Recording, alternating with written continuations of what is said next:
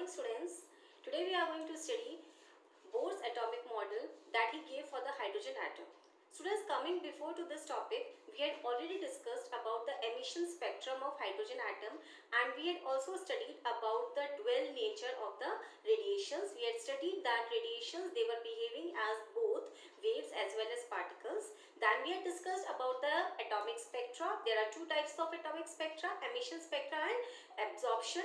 And then we had discussed about the emission spectrum of hydrogen atom. Okay, now Bohr, he gave his model and he gave certain postulates. Let's try to understand these various postulates. The first one, electrons revolve round the nucleus with definite velocity. First of all, he gave all these postulates for the single electron system, that is for the hydrogen. Okay, or you can say it was also applicable for lithium plus 1.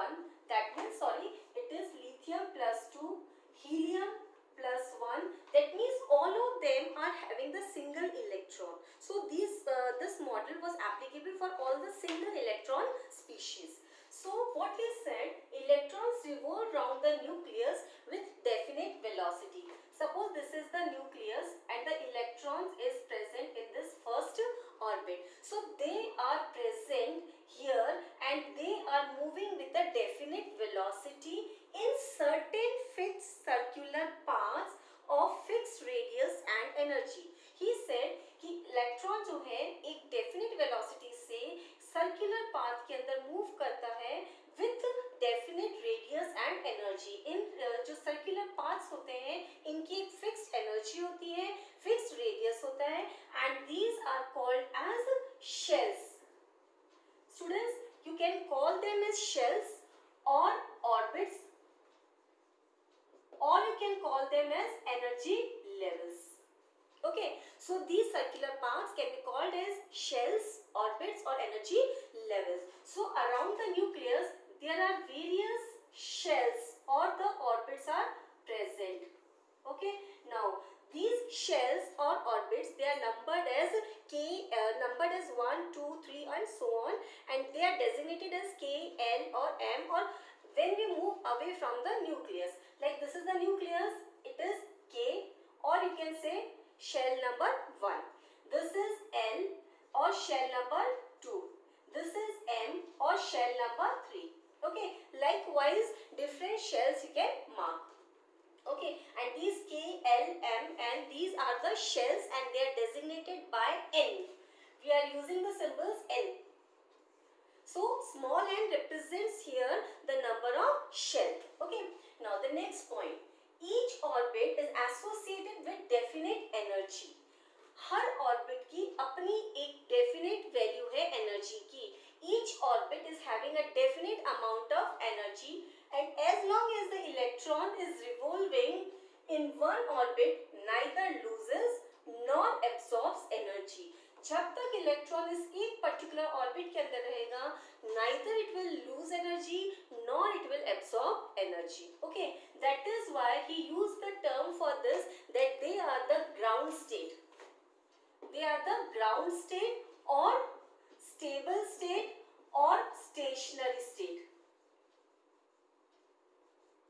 Okay, so what is the ground state? Where the electron is revolving without losing or without absorbing any energy, and they are of fixed energy. Okay, so the third point, it changes when electron moves from one orbit to another. It changes, that means the energy changes.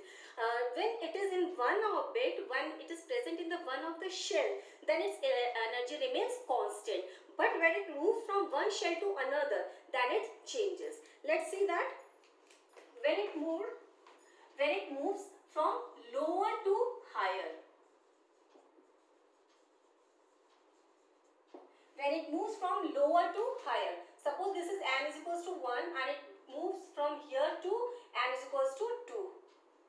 Okay, so what will happen? Energy absorb.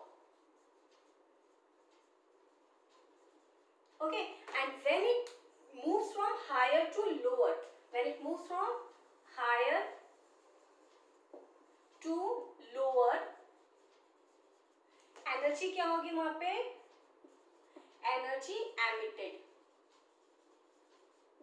Okay, so when it absorbs energy, it goes to the high energy level, and when it reaches to high energy level, it becomes unstable and it emits out the energy that is the difference of the two energies of the two energy levels. Okay, so when it goes from lower to higher, energy absorbed. When it jumps back from higher to lower, then energy is emitted. Or you can write the formula del E is equals to E2 minus E1.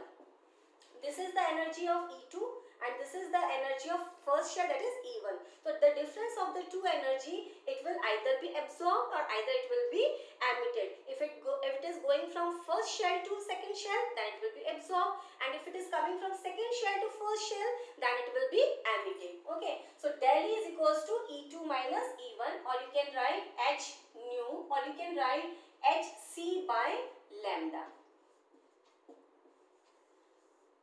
Okay, so he said when it is present in one of the orbit, in any of the orbit, then there is no gain or loss of energy, but when it changes its orbit, then there is a loss of or gain of energy.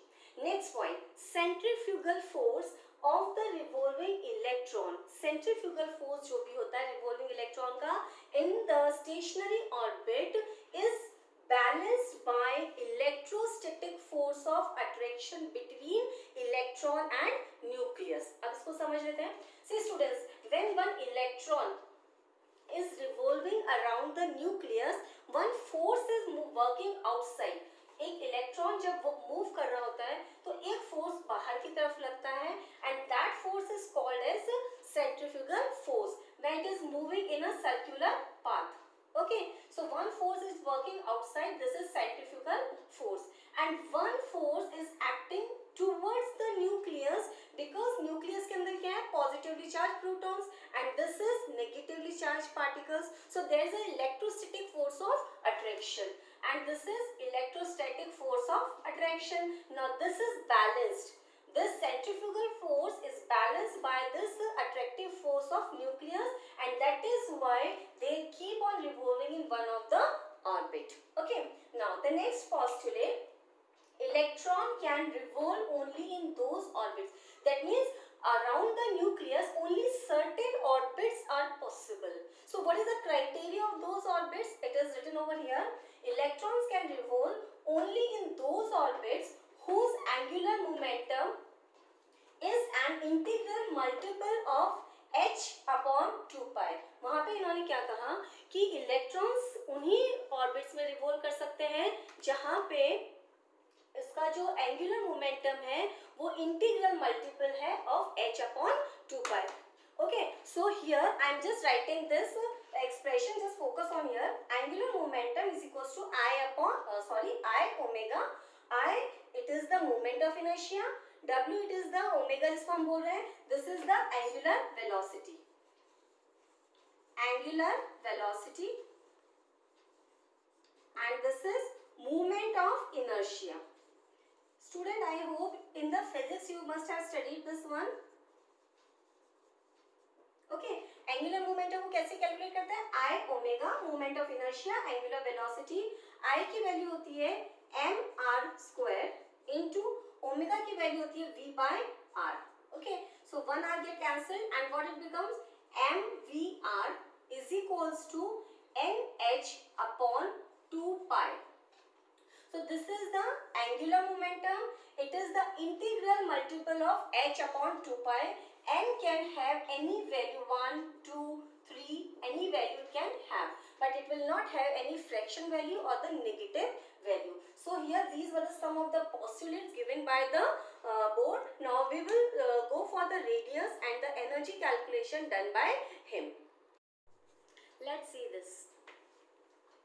Radius of the stationary orbit. See students, in our syllabus we don't have the derivation part, so we will simply take the expression that was derived by him. It is n square upon 4 pi square mkze square. We don't need to go for its derivation and we need not to learn this also, but simply we will be using the formula that I am going to write now, because here we had taken out the putting the constants and we calculate the value here by putting h value, h is the Planck's constant, then pi की value place कर दिया, m की value constant है, k की value constant है and e की value constant है. We place all these values and then we calculated that it is 52.9 into n square upon z. देखो स्टूडेंट्स यहाँ पे n जो है वो वेरिएबल है और जो z है वो वेरिएबल है. It is depending on the different atoms which you are taking and n on the different orbits for which you are talking about. So radius, it is directly proportional to n. As the number of n increases, the radius increases. As the atom, the number of atomic number, it increases, the radius of the stationary orbit, it also goes on decreasing. It is inversely proportional and is directly proportional. So the formula comes out to be 52.9 n square upon z. This is in the picometer. Students यहाँ पे जब भी questions करोगे you will keep in mind कि आपकी जो unit है it varies. केवल आपने ये करके छोड़ दिया तो आंसर आपने विदाउट यूनिट्स दे दिया तो it is having no meaning. Answer zero मिलेंगे आपको, मार्क्स उसमें जीरो मिलेंगे. सो यूनिट को मेंशन करना बहुत जरूरी है. It is 52.9 n square upon z picometre, या फिर आप इसको कन्वर्ट कर दो एंगस्ट्रॉम के अंदर. So it will be 0.529 n square upon z angstrom, और कन्वर्ट कर दो इसको 1 angstrom is equals to 10 to the power -1 nanometre. So it will be 0.0529 n square upon z, that is nanometre. ये value आएगी आपकी nanometre में. अभी last में when we will complete with the discussion we will take one question so as to utilize this formula. हमें इसको कैसे काम में लेना है, how we have to apply it in doing the questions, that we will see. Okay, now next, energy of stationary orbit. Again students, I am saying you here we are not having the derivation part in our syllabus, so I just taken the expression from the book directly. We need not to go for its detail. Again here by putting the values of all the constants, there is the variable part, it is n and the z. So by putting all the values we get minus 2 point, here it is minus, so minus 2.18 into 10 to the power minus 18 z square upon n square. This value it is in joules, joule per atom. Okay, and now if you have to calculate in electron volt, you can take the value minus 13.6 electron. First I should mention here this z square upon n square also, that is minus 13.6 z square upon n square electron volt per atom. Okay, generally we are using the energy in joules or electron volt per atom, and you can find out the various units in the reference books, but frequently we are using these values. Now we will calculate the energy of different orbits. When n is equals to 1, when we are talking about the hydrogen atom, the value of z will be 1. So when you are calculating for the first orbit the energy, minus 13.6 upon 1 square. Okay, so it is minus 13.6 electron volt. Now when you calculate for the second orbit, it will be minus 13.6 upon 2 square. So it will come out to be minus it will come out to be value, calculate कर लो, इसकी value आ जाएगी students minus 3.4 electron volt. Similarly third की calculate कर लो आप 1.51 आ जाएगी, minus 13.6 upon 3 square, so it comes out to be minus 1.51 electron volt. Fourth की calculate कर लो minus 13.6 upon 4 square, it comes out to be minus 0.85 electron volt, and at infinite the energy it is taken as 0. Okay, now अभी question यहाँ पे आता है कि why the electron is having the negative energy. Students हम क्या मान के चलते हैं कि इलेक्ट्रॉन की जो एनर्जी होती है it is lower in an atom than the electron free electron which is an rest. ठीक है, हम क्या बोल के चल रहे हैं कि किसी भी इलेक्ट्रॉन की जो एनर्जी है in an atom it is lower than the free electron which is at rest. Free electron means क्या हो रहा है, which is no longer bound energy of an electron at infinite distance is taken as 0. हम यहाँ पे मान के चल रहे हैं कि जो इलेक्ट्रॉन प्रेजेंट है it is no longer in the attractive force of the nucleus and it is considered as free electron. और जैसे जैसे हम न्यूक्लियस के नजदीक आते जाएंगे, as we move closer to the nucleus, as the value of n decreases, the value of energy of the electrons, you can see here the absolute value it is increasing. minus 0.845 electron volt है fourth shell के अंदर, minus 1.51, 3.4, 13.6. तो दिखने में ऐसा लग रहा है absolute value is going to be increase, but ये एक्चुअली नेगेटिव में इंक्रीज हो रहा है. सो overall energy it is decreasing.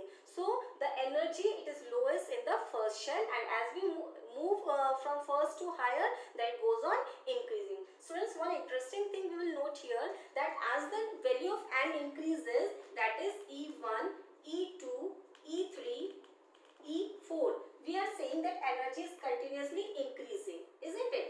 But when you find out the difference of the energies of the two, suppose here E2 minus E1 and then E3 minus E2, then E4 minus E3, it continuously goes on decreasing. E2 minus E1 अगर आप calculate करोगे students, 13.6 minus 3.4, it comes out to be 10.2 electron volt. ठीक है, इन दोनों का अगर हम difference देखेंगे तो इट इज 10.2 इलेक्ट्रॉन वोल्ट. अगर यहाँ पे हम डिफरेंस देखेंगे तो I think it is 3.4 minus 1.51. Students को माइनस करो, 14 minus 5, 9, 2 minus 1, almost 1.9 electron volt. So यहाँ पे आप देखो it is 10.2 electron volt and it is 1.9 electron volt. So जैसे जैसे हम मूव करते जा रहे हैं तो डिफरेंस जो है इनका एनर्जी शेल्स का it goes on decreasing. Okay. So few important concepts we had learned here. Now we will derive the Rydberg equation. Rydberg ने एक equation दिया था that we had already seen when we were discussing about the spectral lines. Now it was actually the Rydberg equation was given on the experimental basis. Now the scientist Bohr he has given the derivation from the spectral lines he had calculated. Okay, so let's see that. We are saying del E is equals to E2 minus E1. ठीक है, दोनों की जो energy difference है it will be equal to del E. Now what is the value of E2? From here I am taking minus 2.18 into 10 to the power minus 18. Z students हम hydrogen की बात कर रहे हैं तो Z will be 1 and here I will write N because first E2 लिखना है तो N2 ले लेंगे हम यहाँ पे, N2 square minus and again in the bracket I am going to write this, again there will be a minus sign, 2.18 into 10 to the power minus 18 upon n1 square. ठीक है, अच्छा अब इनको माइनस माइनस वैल्यू क्या हो जाएगी, plus हो जाएगी.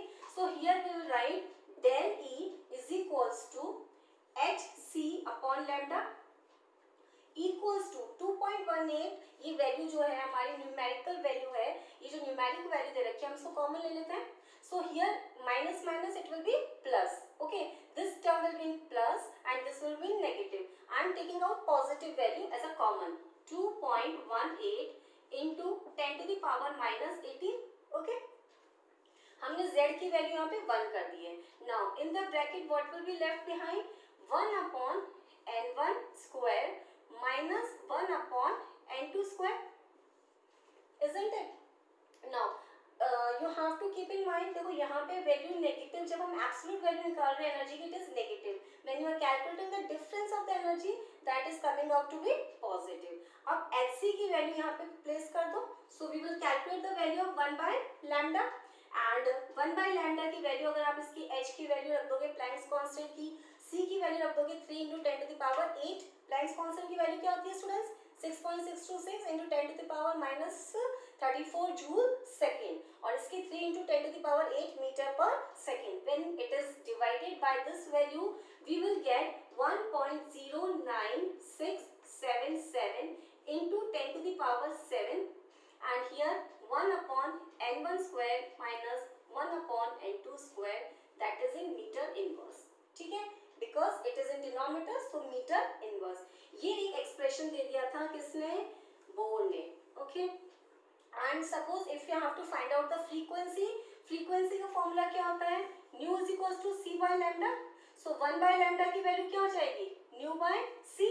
सो I can write this like also nu, अब न्यू इज इक्वल्स टू, ये वैल्यू देखो स्टूडेंट्स किसके इक्वल है, याद आया 109677, वहां पे हमने लिखा था सेंटीमीटर इनवर्स में। अब ये वैल्यू अगर हम रखते हैं मीटर इनवर्स में तो it will be equals to RH, Rydberg constant, and इसको C से मल्टीप्लाई कर दें। अगर हमें फ्रीक्वेंसी निकालना है 1/n1 square minus 1/n2 square, this is the Bohr's equation, okay. This is the Bohr's equation, जहां पे students he has calculated the frequency of the spectral lines. Bohr ने जो स्पेक्ट्रल लाइंस ऑब्जर्व की थी उनकी जब फ्रीक्वेंसी कैलकुलेट की तो it was similar to the frequencies which were calculated on the experimental basis. यानी रिडबर्ग ने जो वैल्यू दी थी RH की, it was also similar to the calculated value of the Bohr's. So at many places Bohr's model was very helpful in understanding the structure of atom. First of all, उसकी जो frequencies थी they were tallying with the values, and the second one Rydberg constant की जो values इसने calculate की थी, it was matching, it was exactly similar to the experimental values calculated by the Rydberg. Then of course the model, it was applicable for the similar species, like I have already told you in the beginning. Suppose it is helium plus 1, suppose if you are talking lithium plus 2, or if you are talking about beryllium plus 3. So all these are the hydrogen like species, means इनके अंदर single electrons present है। तो single electron species के लिए जो Bohr's model था it was quite applicable, okay। And the most important, he was able to explain the stability where the Rutherford got fails। the Rutherford जो था stability को explain नहीं कर पाए थे, but Bohr he was successful in giving the stability, because he said the electron when it is in particular orbit, it neither loses nor gains energy, so there is no question of losing energy, no question of coming closer and closer to the nucleus and ultimately collapsing of the structure of the atom. So here he was quite successful in giving the explanations, but of course there were limitations also. He was not able to tell this explanation for the multi electron system। केवल single electron species के लिए तो he was successful, बहुत अच्छे से दे दिया था, but multi electron system के लिए he was quite failed, ठीक है। फिर जब high electron power resolving spectroscopes discover हुए, तो इट वाज ऑब्जर्व कि जो स्पेक्ट्रल लाइंस थी they were not actually the single line, but they were the collection of many lines। यानी जो फाइन स्पेक्ट्रम था it was not explained by him, okay। जब high resolving spectroscope discover हो गए, जब फाइन स्पेक्ट्रा डिस्कवर हो गया, तब वहां पे ये एक्सप्लेन नहीं कर पाए बोर कि why it is having these further splitting of the lines, okay। Again when these spectral lines were placed in magnetic field, तो वहाँ पे again splitting हो जाती है उसकी lines की, that is called as Zeeman effect। और अगर इन spectral lines को electric field में produce करते हैं, electric field में place करते हैं, then there is further splitting of lines, and that was called as Stark's effect। So he was not able to explain Zeeman effect, Stark effect, दोनों ही को वो explain नहीं कर पाए। फिर उसका एक और drawback ये था कि he has considered only the particle nature of the electrons, he had not considered the wave nature। And after that de Broglie, he was a scientist, he has considered the dual behavior of the matter, so he was not able to correlate with the de Broglie's hypothesis, that is a dual behavior of matter। And then उसके बाद Heisenberg आए थे। Heisenberg he completely discarded the possibility of these shells। उन्होंने क्या कहा Heisenberg ने कि अगर आप इलेक्ट्रॉन की पोजीशन और वेलोसिटी साइमल्टेनियसली फाइंड आउट नहीं कर सकते हो, तो you can not find out the trajectories, आप उनका पाथ निकाल ही नहीं सकते हो. So how you can say that electron is following a definite path? So यहाँ पे contradictory develop हो गया था, but till now the Bohr he was quite satisfactory. But afterwards जब de Broglie's hypothesis आए, Heisenberg uncertainty principle आए, so there he was proved wrong. Okay, because he is not considered the wave nature. उन्होंने केवल particle nature को लेके ही सारा अपना जो postulates थे वो दिए थे. He has not at all considered the wave nature. Okay, so this was all about the Bohr's theory. Students, just prepare the postulates, just go for the drawbacks, just go for its outcomes कि उसकी क्या problems थी, क्या उसके advantages थे. And now I will tell you two numericals, how to attempt the two numericals. So students, let's see this numerical. Let's see this problem 2.10 from our textbook, students. Here it is written, what are the frequency and the wavelength of a photon emitted during a transition from n is equals to 5 to n is equals to 2. So what we have to calculate the frequency. First of all, what we have to calculate and what it has been given, we will write that. Frequency हमें calculate करना है. Then we have to calculate the wavelength and हमें क्या दिया हुआ है, n2 और n1. देखो, it is transition from n is equals to 5, यानी initial n1 हम क्या लेंगे यहाँ पे बच्चों, 5, और n2 क्या हो जाएगा हमारा, it is 2. Okay, जो initial है n1 वो आप ले लोगे 5 और n2 है जो आपका है आप इसको ले लोगे 2. Okay, अब सिंपल सा फॉर्मूला लगा दो. रिडबर्ग इक्वेशन का वाला जो फॉर्मूला था हमारा 1 upon lambda is equals to RH. Okay, 1 upon n1 square minus n2 square. ठीक है, यहाँ से वेवलेंथ निकाल लोगे. और स्टूडेंट्स यहाँ पे एक जो आपको शॉर्ट ट्रिक काम देगी वो है 1 अपॉन RH की वैल्यू. 1 अपॉन RH की वैल्यू निकालोगे, it comes out to be 912 angstrom और 91.2 नैनोमीटर. इसको काम में लोगे तो आपको ज्यादा कैलकुलेशन नहीं करना पड़ेगा. It will become easier. 1 by lambda is equals to RH. यहाँ पे वैल्यू है 5, 1 upon 5 square minus 1 upon 2 square. Okay, easily value calculate कर लोगे. वेवलेंथ की वैल्यू आ जाएगी, करीब यहाँ पे तुम्हारी 434 नैनोमीटर. 434 नैनोमीटर. अब बेटा देखो, वेवलेंथ कैलकुलेट कर लिया आपने. New is equals to c by lambda होता है. Nu is equals to c by lambda. आपने लैम्डा कैलकुलेट कर लिया. सी की वैल्यू पता है हमें 3 into 10 to the power 8. Just place the values and calculate the value of frequency. Okay, so I hope you all can do. Now see the next one. Calculate the energy associated with the first orbit of He+. अब इसके अंदर हमें ये expression याद रखना है. हमें electron की एनर्जी कैलकुलेट करनी है. कहाँ पे? First orbit of He+. First orbit, that means n की वैल्यू हमारी क्या गिवन है, 1. He मीन्स z की वैल्यू कितनी हो गई, hydrogen helium, that is the 2. ठीक है, अब एनर्जी की वैल्यू इसमें प्लेस कर दो. z की वैल्यू हो गई हमारी 2, n की वैल्यू हो गई हमारी 1. So what will be the answer? Energy की वैल्यू निकाल देंगे बेटा, -2.18 into 10 to the power -18 into z square यानी 4 upon n square that is 1 square. सो यहाँ पे जो भी आंसर आए तुम्हारा, it will be coming out in the value joule per atom. ठीक है, इसकी वैल्यू यहाँ पे बुक में से हम ले लेते हैं -8.72 into 10 to the power -18 joule per atom. Now second part, what is the radius of this orbit?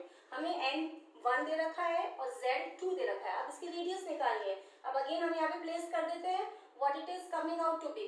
Energy अगर हम पिकोमीटर में निकालते हैं 52.9 इंटू n की वैल्यू है हमारी 1 स्क्वायर अपॉन z की वैल्यू है 2. So just calculate the value and it comes out to be they had given actually this value in nanometer.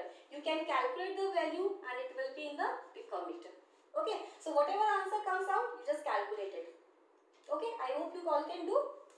No. So in this way students, you can practice the various questions and I hope you will not find any difficulty.